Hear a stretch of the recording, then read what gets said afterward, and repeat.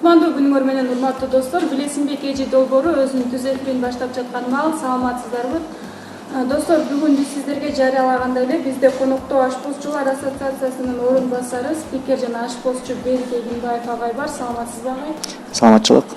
Агай, алгач эле биздин өспүрүмдөргө өзүңүздү тааныштырып кетсеңизчи, бул ашпозчулук өнөргө кантип келип калганыңызды кошуп кетсеңиз. Мен Эгинбаев Берик Рустамович, ошо ашпозчулук дүйнөсүнө деп айтсак болот. 2000 жылы башталды менин ашпозчулук кесибим. Ошол башталганда эле ошо биздин Бишкекте Хаят деген гостиница жаңы ачылды. Ошол жактан вакансия чыгып калды. Анан кийин резюмебизди тапшырганбыз. 4000 адамдын ичинен ошол жакта 200 адам өттүк. Бул жанагы англисче билгендер, анан кийин тажрыйбалуу ашпозчулар десек болот. Ошол өтүп кеттик 200 адам. Мен Жалда окугам. 70 мектепте өзүмдүн кесибим технолог. Политех технический Разаков атындагы технологический факультетин бүтүргөм. Өзүмдүн кесибим ошол технолог общественного питания. Ошол азыр ушул убакытка чейин уже ушул кесипти алып келдим да, ашпозчулук кесибин. Өзүңүз айтып өтөсүз, мына 400 адамдын арасынан 200дөй тандалып алдык деп, жана ашпозчу болуш үчүн атайын бир өзгөчө сыралар барбы? Мисалы, баары эле ашпозчу боло бербейт. Негизи бул ашпозчу болуш үчүн адам өзүн деген ички дүйнөсү менен кандай десек акылдашып, мындай психологический жагынан бул дайым болуш керек. Анткени ашпозчулук өзү аябай кыйын жумуш, кыйын кесип. Бул жашооңдун 80% эле уже жумушта өткөрөсүң. Үйдө деле түнөбөй деле каласың. Эртеден кечке жумушта. Бул аябай ошо ички дүйнөгө мындай таза болуш керек. Анан кийин мындай өзүңөрдө күчтүү болуш керек психологик жагынан. Ошо жанакындай көп жумуштун ичинен туруктуу болуп иштеп кетиш керек да. Урматтуу достор, сиздерде кызыктуу суроолор болсо узатып дал ушул жерден жоопторун алсаңыздар болот. Кийинки суроо агай. Мисалы, көбүнчөсү тамакты негизи аял киши жасайт деп коет да. Эми ашпозчулар болсо эркек кишилер. Эркектер аялга караганда тамакты жакшыраак, даамдуураак жасайт. Биякта деген бир кичинекей нюанс бар. Жана айтып кетпедимби? Бул жумушта психикалык жагынан аябай мындай күчтүү болуш керек. Анан кийин аял кишилер мындай кичине немеге ушундай давленияларга мындай чыдабай, жумуш кыйын айтып кетпедимби? Чыдабайт да. Көбүнчө эркек адамдар чыдайт мындай кыйын жумуштарга.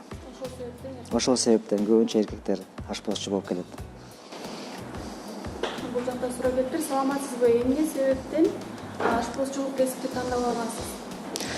Кичинекейиңизден кызыккан кыялыңыз болчу? Кичинекей кезимден эле ошо кухняга жакын болчумун. Анан кийин картошка кууруп эле өзүмө мындай катыратып кууруган жакшы көрчүмүн. Ошо кичинекей кезден эле башталды ошо менде. Кухняга сүйүүм деп айтса болот да, ашпозчулукка. Мисалы, айыл жергесинде эркек кишинин тамак жасаганын же повар болгонун анча деле баалап карай беришпейт го. Сизге каршы болушкан жокпу? Эркек болобу, повар болсун, ашпозчу болсун? Башында элдер деле айтып атышты, ушул кесиппи, ушул кандай болот, эркек болуп тамак жасаган, кухняда аралашып, бул аялдын жумушу деп көбүнчө айтышчы. Анан кийин азыркы убакта бул аябай тенденция болуп келатат. Аябай жакшы кесип, муну тандагыла, мен силерге сунуш кылам. Саламатсызбы? Италия кухнясы, Кытай кухнясы деген нерсе бар. Эмне үчүн кыргыз кухнясы деген нерсе жок? Биз азыр ошол жөнүндө ойлонуп аябай китеп жазгантабыз. Китеп жазып, Кыргыздын укура тамактарын бул кочевникте Кудай бурса көргөзүп, Кыргыздын тамактарын биз элге, анан дүйнөлүк коомго таанымал кыла турган оюбуз бар. Жакын арада болот. Көчмөндөр оюну деп айтып калдыңыз. Бул биринчилерден болуп, дайым көчмөндөр оюнунун ашкарасы фестивали болот экен. Бул ошол жөнүндө айтып берсеңиз. Катышуу шарттары кандай? Уюштуруунун максаты эмне? Биз ошол көчмөндөр алкагынын ичинен ошо биринчи дүйнөлүк фестиваль өткөргөн атабыз. Биз буга чейин да өткөрүп келгенбиз. биз деген жанакы ассоциация кыргыз ассоциациясы түзүлгөн 13 жылы ашпозчулар ассоциациясы. 14 жылы биз дүйнөлүк ВАКС деген бар, ошол уюмуна киргенбиз. Анын ичинде 108 өлкө бар. Ошол өлкөлөр уже 90 жылдан бери бул уюм бар экен. Биз болсо жаңы болуп кирдик аяка. Алардын ички эрежелери бар экен. Ушундай фестивалдарды өткөргүлө, өзүңөрдүн ушу кесибиңерди көтөргүлө деген өзүнүн саясаты бар экен. Анан биз дагы ошого жардам берип, өзүбүз дагы ушундай фестивалдарды уюштуруп атабыз. Негизги максат ашпозчулук кесипти даңазалоо, эл арасында, жаштардын арасында, анан кийин ушу кыргыздын тамагын, көчмөн калктын жазылган тамактарын даңазалоо. Канча өлкө катышкан жок? Азыр ошо ВАКСтын ичинде 108 өлкө бар. Биз баарына сунуш кылдык, чакыруулар жөнөттүк. Ичинен 10 өлкө бизге макулдугун беришти. Бул жак Кыргызстандан да катышат, анан Кыргызстандагы ашпозчуларды кандай жол менен тандап алдыңыз? Биз ошол ассоциациянын ичинен бизде 30 ашпозчу бар. Ичинен 80% баш ашпозчулар. Ошонун ичинен биз тандап эң күчтүү ашпозчуларды чыгардык. Алар ошо аябай тажрыйбалуу, анан кийин аябай күчтүү балдар да.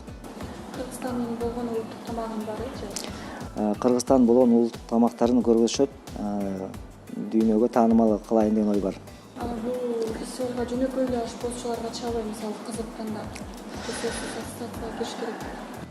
Катышса болот, бирок алар деген өзүнүн тажрыйбалуулугун далилдеш керек. Бизге каякта окуганын, каякта иштегенин баарын бизге далилдеп берсе, биз ошондо катышууга уруксат беребиз. Кыргыз тамактарын брендке айландырууга мүмкүнчүлүгүңүз жетеби? Мүмкүнчүлүгү жетет. Биз ошол жөнүндө азыр аябай тыкыз иштеп жатабыз. Кудай буйруса чыгарабыз. Саламатсызбы? Көчмөндөр оюндарына кыргыз тамагын мыкты билген апаларды эмес, үйрөнчүк поварларды алдыңарбы?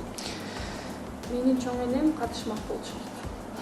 Биз деген ошол агентство профтехобразование деген бар, при министерстве образования. Ошол жактан бизде атайын лицейлер бар, окуу жайлар бар. Ошол жакта окуган мастерлер, студенттер биз менен чогуу барып атат.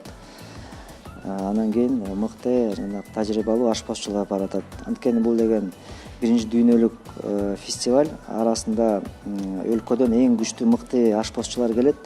Биз дагы аларга таймаштык көргөзүшүбүз керек. Ошон үчүн биз тажрыйбалуу ашпозчуларды тандадык. Мисалы апалар деп коебу, апалар деген алар рецептти жазып калтырбай эстеп калышат го боюнча. Ошондой эмеспи? Анан сиздер ошо апалар менен иштешесиздерби мүмкүн рецепттерди билиш үчүн? Бизде азыр Сталин Ханхишиев деген бар, бул аябай кулинар исследователь. Бизде ошондой ой бар.